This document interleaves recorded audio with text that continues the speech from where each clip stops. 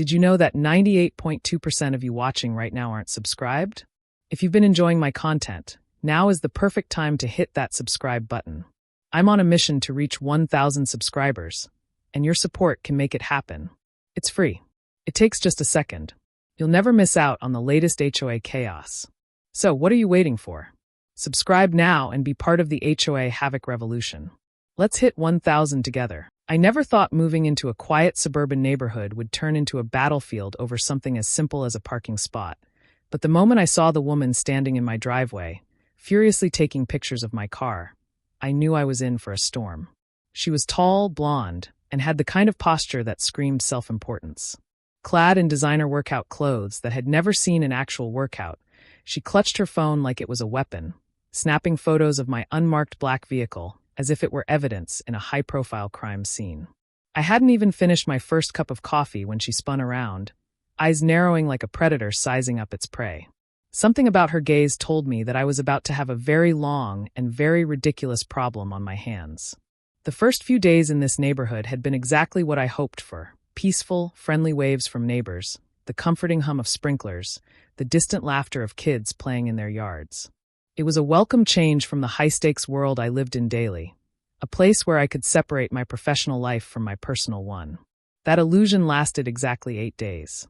I had chosen this neighborhood for its privacy, for the sense of calm it offered, but apparently, I had overlooked the fact that a homeowners association could function more like a self-appointed dictatorship.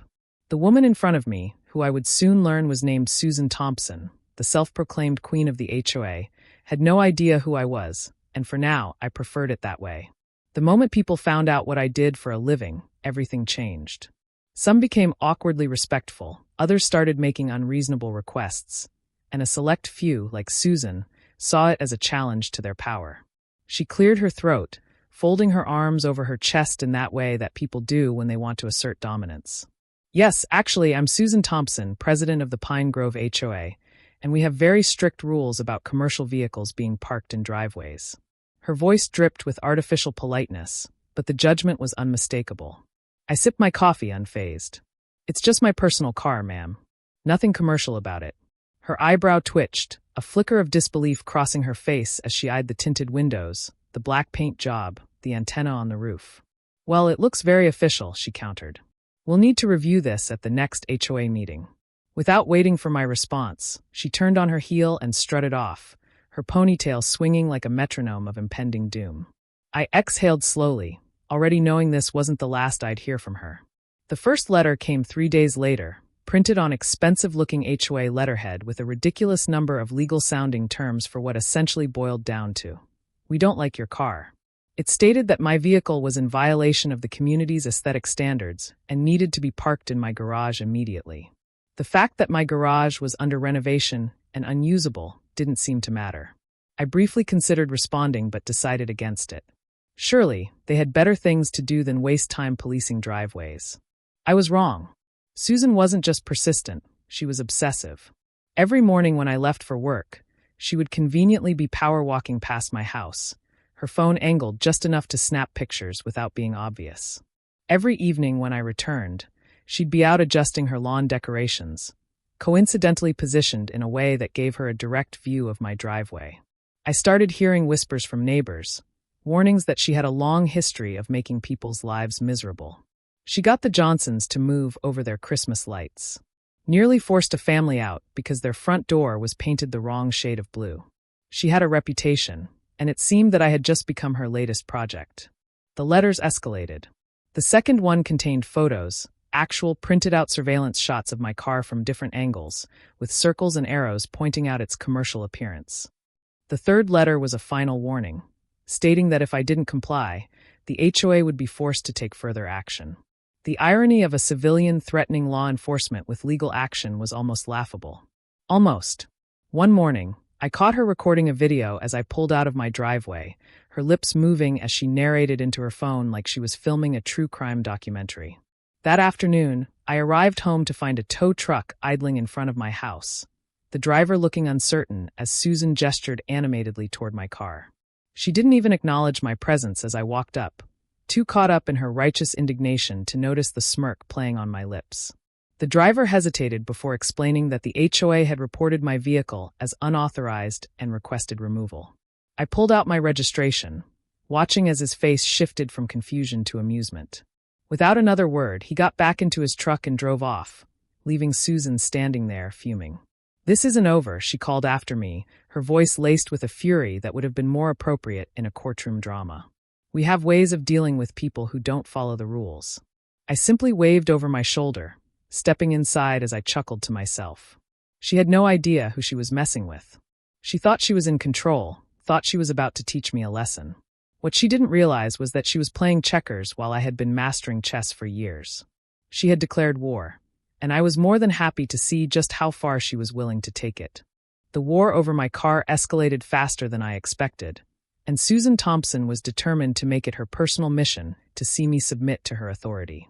After the failed tow truck stunt, I thought maybe, just maybe, she'd back off, realizing she had picked a fight she couldn't win. I had severely underestimated the depths of her pettiness. If anything, the failure had only fueled her resolve. The very next morning, I spotted her sitting in a foldable lawn chair on her perfectly manicured front yard, positioned at just the right angle to have a direct view of my driveway. She wasn't even trying to be subtle anymore. Clutching her phone like it was a walkie-talkie in some kind of military operation, she typed furiously every time I stepped outside. It didn't take long for the neighbors to notice. By noon, word had spread that Susan had gone full surveillance mode. The younger couple across the street started calling it Karen's Command Center, a nickname that quickly caught on, much to Susan's oblivious dismay. It became a game of endurance. How long could she keep up her stakeout before realizing how ridiculous she looked? She barely made it 3 days before upgrading her tactics. The new approach involved stopping random neighbors mid-walk to show them her growing collection of evidence against my car. The evidence, of course, consisted of nothing more than different angles of the same black vehicle, but she presented them like she had cracked an international conspiracy. Neighbors who had previously given her the benefit of the doubt now started avoiding her, nodding politely before power walking in the opposite direction. Some had already begun approaching me privately, apologizing for her behavior as if she was their unruly relative rather than the self-imposed ruler of the HOA. Things hit a new level of absurdity when I attended the next HOA meeting, mostly out of curiosity to see just how far she would go. I didn't even have to sign in before I knew I was about to witness something truly special. There, in the front of the room, was a full-blown PowerPoint presentation projected onto a screen. The title, Protecting Our Community Values. The main subject? My car. I took a seat near the back, sipping my coffee as Susan strutted to the front of the room like a lawyer about to deliver the closing argument of the century. She clicked to the first slide, which was nothing more than a blown-up image of my car with dramatic red circles around the tinted windows and antenna. She paced as she spoke, gesturing toward the screen like she was addressing a courtroom. "This," she declared, "is a clear violation of our neighborhood standards." She then clicked to the next slide, which contained an actual bar graph, though what it was measuring was unclear. The labels were vague at best, but the general idea was that since my car had arrived, the neighborhood's property values had allegedly begun to plummet. I had to bite my tongue to keep from laughing. Across the room, a few neighbors exchanged amused glances, some barely suppressing smirks. My next-door neighbor, Tom, actually had to fake a coughing fit to hide his chuckling. But Susan was in full swing now, too blinded by her own delusions to notice the shifting mood in the room. She rambled on about how unauthorized law enforcement vehicles in residential areas were a slippery slope. What's next, fire trucks? Ambulances? Where do we draw the line? The absurdity of her argument was breathtaking. It took everything in me not to raise my hand and ask if she planned on banning mail trucks next. But she wasn't done yet. The grand finale came when she unveiled her so-called master plan. A new proposal that would require all vehicles to be pre-approved by the HOA before they could be parked in any visible location. The kicker? She had already hired a parking enforcement specialist to begin patrolling the neighborhood. It was a dictatorship in the making, thinly disguised as a community improvement effort. What she conveniently failed to mention was that she had already contacted multiple towing companies, all of whom had refused to work with her after realizing my vehicle was legally registered and owned by someone in law enforcement. When the meeting opened for questions, someone finally asked what exactly constituted a suspicious vehicle. Susan, without hesitation, pointed directly at the picture of my car, her voice dripping with theatrical concern. Black paint, tinted windows, official-looking antennas. Clearly some kind of unmarked police car, which means the owner is either impersonating law enforcement or bringing their work home, both of which are unacceptable in our community. The level of confidence in her voice was staggering. It was as if she truly believed she had unraveled some grand deception. The vote on her proposal was scheduled for the next meeting, giving her 2 weeks to build support. That's when the real campaign began. She started going door to door, personally showing residents her evidence and warning them about the dangers of uncontrolled parking. The reactions were mixed. Most neighbors nodded politely before shutting their doors, then promptly texted me to laugh about it. A few were genuinely confused, unsure whether to take her seriously. But Susan didn't need the whole neighborhood, just enough to push her ridiculous proposal through. Things took an even more interesting turn when she tried to get my car ticketed. I watched from my home office window as she waved down passing patrol cars 3 days in a row, each time gesturing dramatically toward my driveway. Every time, the officers took one look at my car, checked something on their computers, and then drove away, leaving her seething on the sidewalk. I knew exactly what was happening. They were running my plates and seeing my name come up in the system. But to Susan, it was an unexplainable mystery, one that only deepened her obsession. The breaking point came on a Saturday morning when she finally snapped. I had just started washing my car when I heard the distinct sound of heels clicking aggressively on pavement. I turned just in time to see Susan marching up my driveway, her phone already recording. She demanded to see my registration, claiming it was within her right as HOA president to inspect any vehicle she deemed suspicious. I declined, as politely as I could while holding a soaking wet sponge. That's when she got in my face, listing off the fines she planned to impose, the reports she would file, the ways she would make sure I was dealt with. By now, a small crowd of neighbors had gathered on their lawns, watching the scene unfold. Some had their phones out, quietly recording. It was clear they weren't just watching an HOA dispute anymore. They were waiting for the moment Susan finally overplayed her hand. And she was about to in spectacular fashion. Because as she stood there mid-rant, veins practically bulging from her forehead, a police cruiser rolled slowly down our street. I saw it before she did, but when she finally noticed, her face lit up like she had just won the lottery. She turned, waving both arms, yelling for the officer to stop. Finally, she shouted, "Someone who will do something about this." I just kept washing my car, hiding my smile, because I already knew exactly how this was about to go. Susan practically sprinted toward the police cruiser, waving both arms like she was directing air traffic. Her face was a mask of righteous fury, eyes wild with the certainty that she was about to deliver the final blow in her battle against my so-called unauthorized vehicle. The neighborhood had gone silent, every spectator holding their breath, their gazes darting between Susan and the officer now stepping out of the squad car. I didn't stop washing my car. I just took my time, casually wiping down the hood, letting the scene play out exactly as I knew it would. This was the moment she had been waiting for. This was her grand victory lap. And she had absolutely no idea that she had just set herself up for one of the greatest self-inflicted embarrassments in HOA history.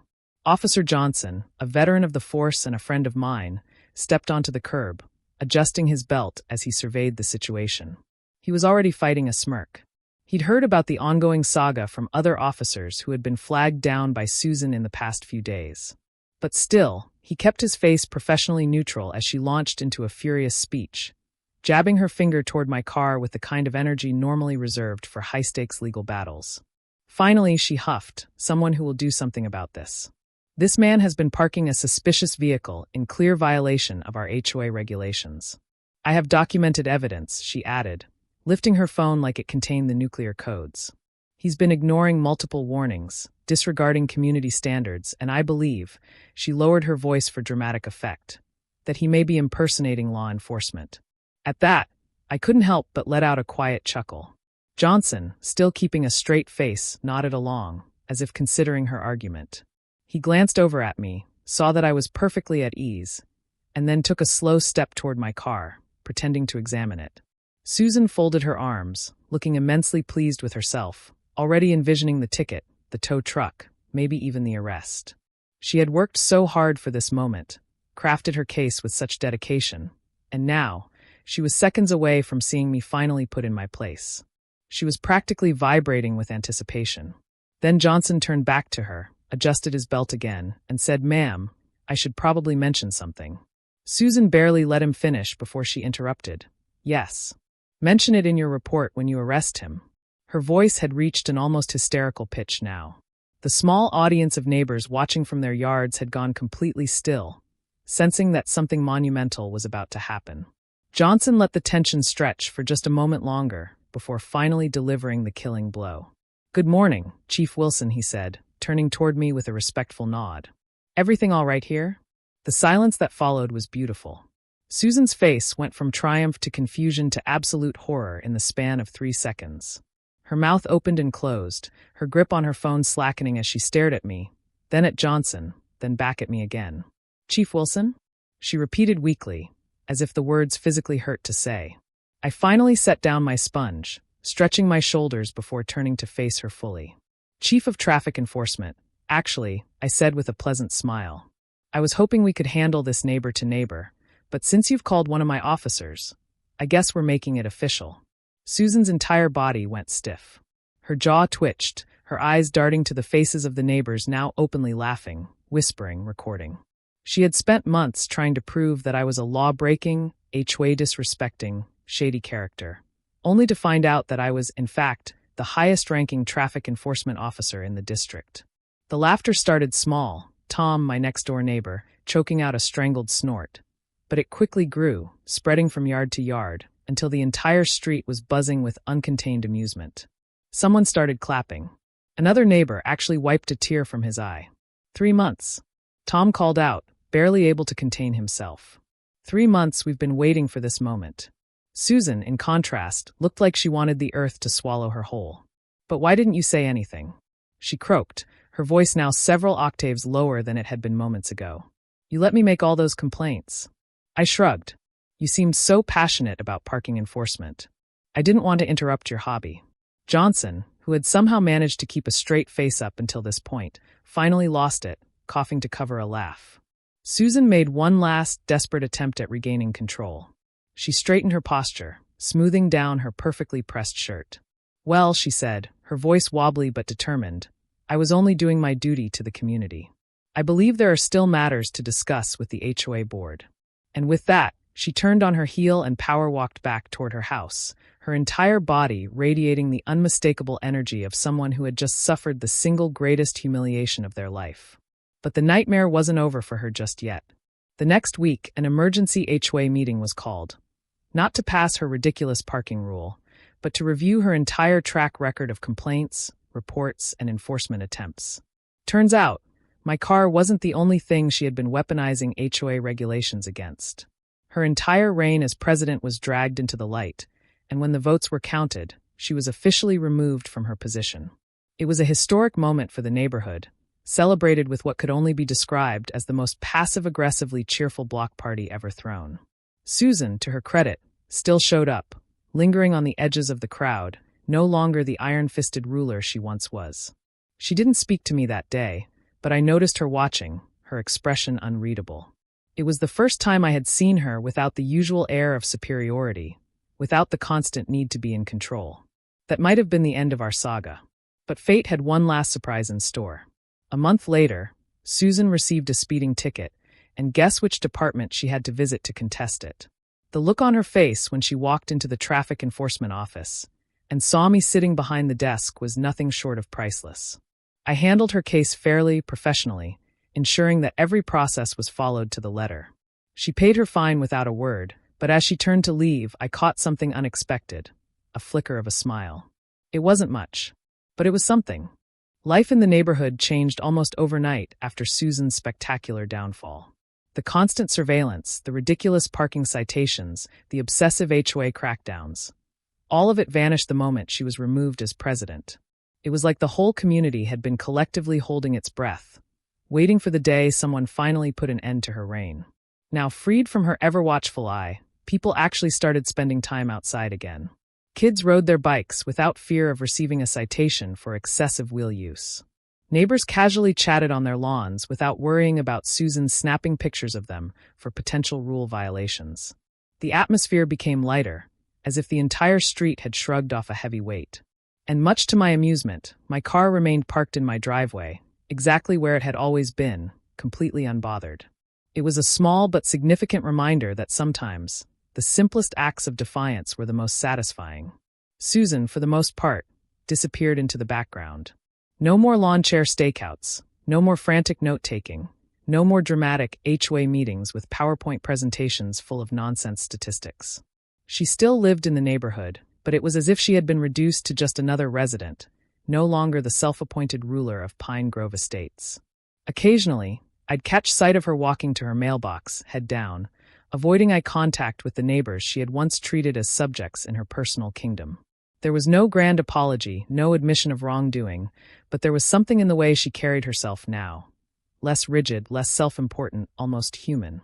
It was an unexpected development, one that I had no interest in dissecting too deeply.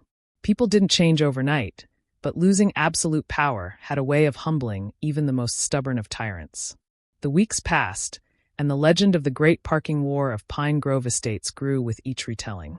It became a favorite story among the neighbors, with each version becoming increasingly exaggerated.